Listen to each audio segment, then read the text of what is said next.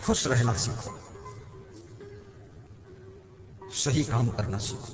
और खुश वही रह सकता है जिसका मन निष्कपट है, खुश वही रह सकता है जिसका मन निर्मल है, खुश वही रह सकता है जिसका चिंतन सही है, खुश वही रह सकता है जो दूसरों को खुश कर सकता है, खुश वही रह सकता है जो दूसरों की खुशी छीनता नहीं है, खुश वही रह सकता है जो सबको खुश करने की कोशिश करता है, और खुश वही रहता है, याद रखना, जो खुश रहता है वही खुश रहता है।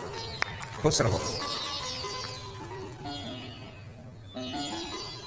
तुम्हारी वजह से यदि तुम्हारा भाई दुखी है, बहन दुखी है, पिताजी दुखी है, मां दुखी है, पत्नी दुखी है, पति दुखी है, तुम खुश नहीं रह सकते। कितने भाइयों ने अपने भाइयों को इतनी पीड़ा दी जाती है, बड़े आलसी, बड़े निकम्मे, बड़े क्रोधी, बड़े दुष्ट, उल्टा पलटा काम करते हैं। भाई समझाता है, मानते नहीं, भाई को टेंशन दिया। कितनी स्त्रियां अपने पतियों को भारी टेंशन देती है और रात को इंजेक्शन देती है और सुबह फिर रिएक्शन करती है और दिन भर इन्फेक्शन होता है। ये सब क्या नाटक कर रहे हैं? सोचते हैं मेरा पति लंबी आयु को प्राप्त हो, अरे लंबी आयु, ये तो अगले साल मर जाएगा, यही हालत रहेगी। पति को टेंशन मत दो। वो कौन सी आदत है जिसको तुम छोड़ नहीं सकते हो?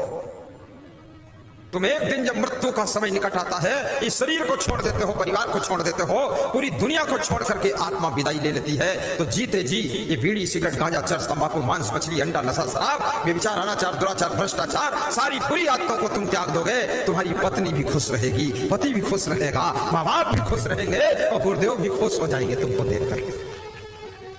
क्या नहीं छोड़ सकते हो? साहिब बंधु, जीवन में जितने दुख दिखते, बाबा अच्छे आदमी की तलाश हर आदमी को है। भगवान श्री राम रीछ भालू बानरों की सेना को लेकर लंका पर चढ़ाई करते। राम से किसी ने पूछा कि मनुष्यों की सेना लेकर तुम क्यों नहीं गए? तुम खुद मनुष्य रूप में थे, बानरों बंदरों की सेना लेकर हिंदुस्तान में क्या मनुष्यों की कमी थी? तो राम ने कहा, मनुष्यों की सेना लेकर इसलिए हम नहीं गए कि मनुष्य अगर हिंदुस्तान के हमारे साथ में जाते, लंका पर चढ़ाई करने, लंका में पहुंचते और लंका सोने की लंका देखते, और रावण कहीं उनको गुप्त सूचना दे देता कि 1-1 किलो सोना दे दूंगा, तो ये सब नालायक उसी के पक्ष में चले जाते। फिर मेरी हालत खराब हो जाती, इसलिए मैं बानरों को ले गया। ये बानर सोना चांदी समझते थे। देखो राम बुद्धिमान थे। ऐसे लोभी लोभी आदमी को लेकर तुम कोई सफलता करना चाहो तो लोभ के कारण तुमको डुबा देगा, कुछ नहीं काम आएगा।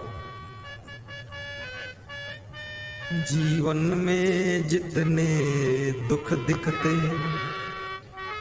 दादू और मंद मंद बजाइए।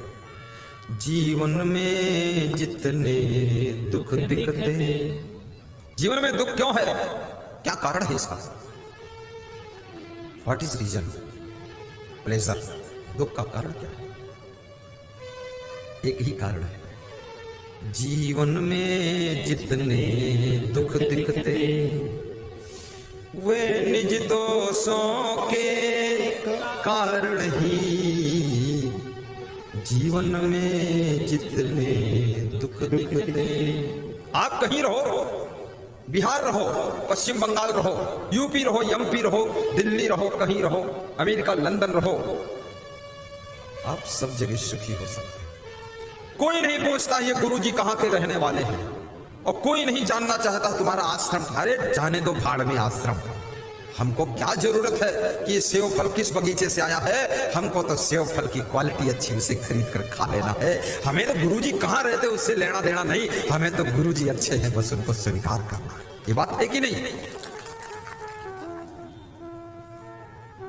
धन्य हो। जीवन में जितने दुख दिखते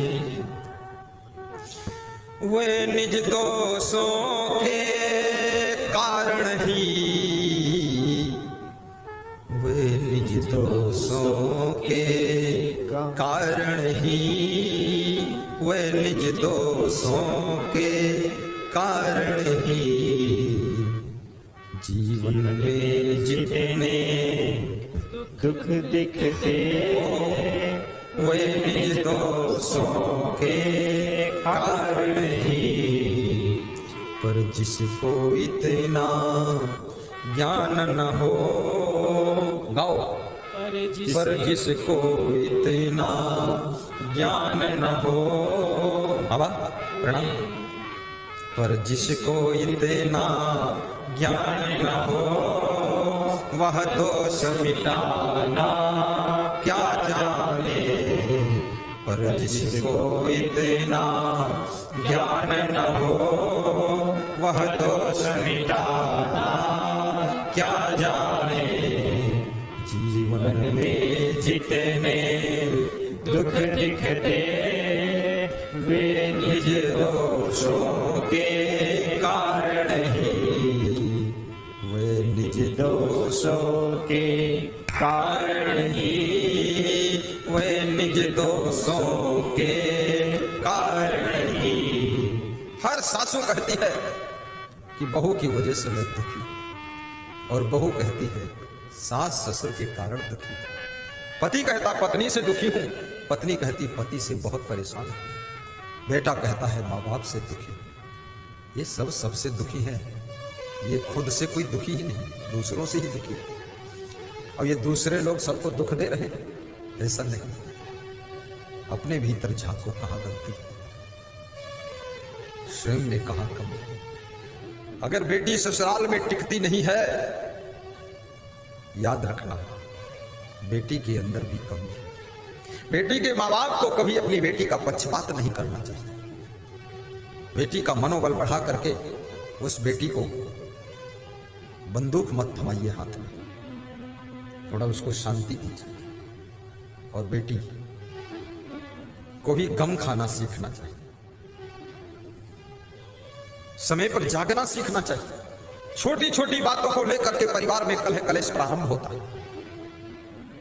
बहुत ज्यादा देर तक सोती है सासू को गुस्सा, थोड़ा जल्दी उठ जाओगी तो क्या फर्क पड़ जाएगा।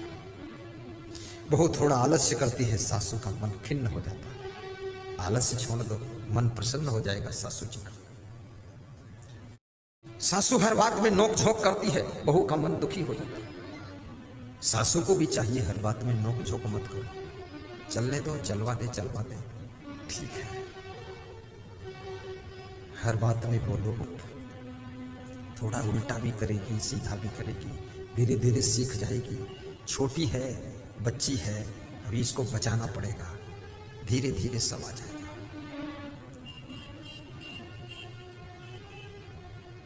गम खाना सीखो। हर सासू को अपनी बहू की भी गम खा लेना चाहिए। उसकी जिंदगी में ज्यादा इंटरफेयर मत करो, प्रसन्न रहो।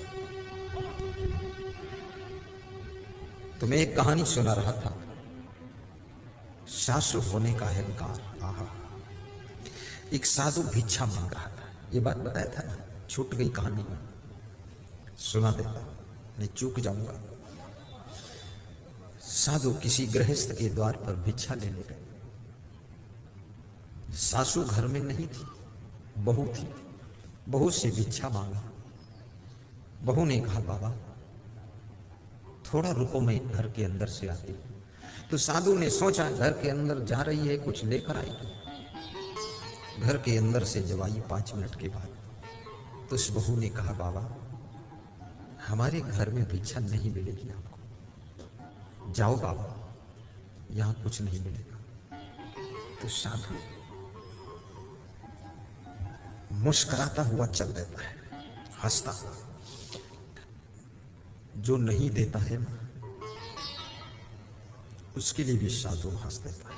ठीक है, भिखारी भी हंस देता है जो नहीं देता है। जो देता है उसके लिए भिखारी मुस्कुरा देता है, ना देने वाले के लिए हंस देता है।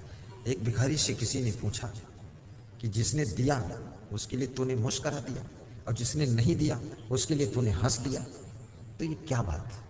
तो उसने कहा मुस्कुरा इसलिए दिया देने वाले के लिए कि अगले जन्म में भी ये दाता बनकर पैदा होगा, बड़ा धनवान बनकर पैदा होगा। बोले जिसने नहीं दिया तो हंसा क्यों? बोले हंसी इसलिए आई, अगले जन्म में ये भी भिखमंगा बनेगा तो हमारे साथ में ही रहेगा, इसलिए हंसी आ गई।